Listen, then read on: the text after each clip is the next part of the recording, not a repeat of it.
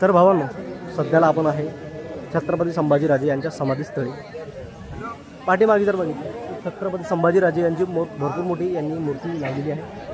आणि या साईडला माझ्या ॲक्च्युली पाठीमागे जर बघितलं तुम्ही या साईडला आहे छत्रपती संभाजीराजे यांची समाधी.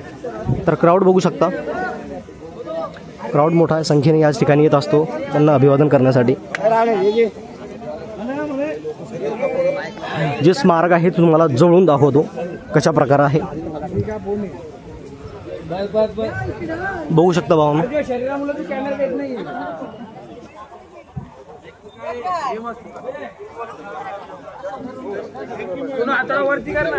हे आहे छत्रपती संभाजीराजे यांचं स्मारक. आता निघतोय आपण त्यांच्या समाधीकडे. समाधीला सुद्धा अभिवादन करण्यासाठी मोठ्या संख्येने भीमसैनिक उपस्थित आहेत या ठिकाणी बघू शकता तुम्ही. आता आपल्याला असं रायनीमध्ये जाऊन त्या ठिकाणावरून मध्ये जावं लागेल. आपल्या आया बहिणी या ठिकाणी मोठ्या संख्येने अवेलेबल आहेत हे बघू शकता. हे बघू शकता भावांवरती धर्मवीर छत्रपती संभाजी महाराज समाधी.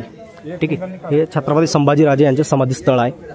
तर अशा प्रकारचा काही समाधी व्ह्यू आहे बघू शकता भावांनो. या ठिकाणी मोठ्या लांबवरून समाधीस्थळ बघू शकता. अशा प्रकारे या ठिकाणी भरपूर लांबवरून लोक अभिवादन करण्यासाठी येत असतात.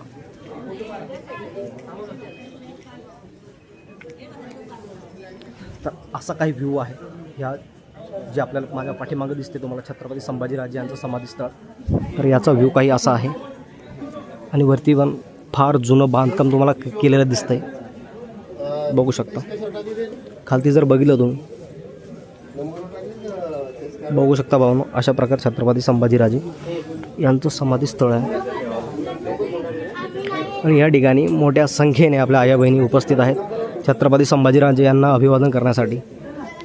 जेव्हा गणपत महार यांनी त्यांचे तुकडे आणले होते तेव्हा ह्याच ठिकाणी छत्रपती संभाजीराजे यांना अग्नी दिली होती असं इतिहासामध्ये नोंद केलेली आहे.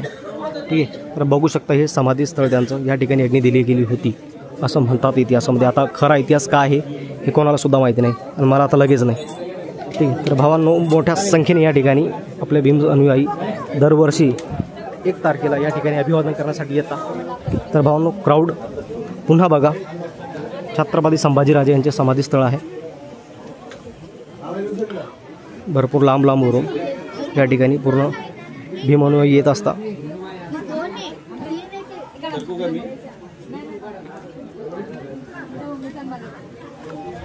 प्रत्येक इतिहासाच्या पुस्तकामध्ये वेगळा इतिहास मांडला गेला, प्रत्येक लेखकाने वेगवेगळा इतिहास मांडला गेला. पण आता खरा इतिहास काय आहे नेमका तो कोणाला सुद्धा माहिती नाही. फक्त आपल्या इतिहासाच्या पुस्तकाच्या इतिहासामधून आपण बोलू शकतो. पण खरा इतिहास नेमका काय हे मला सुद्धा माहिती नाही, तुम्हाला सुद्धा. तर अशा प्रकारे भावांनो व्ह्यू आहे.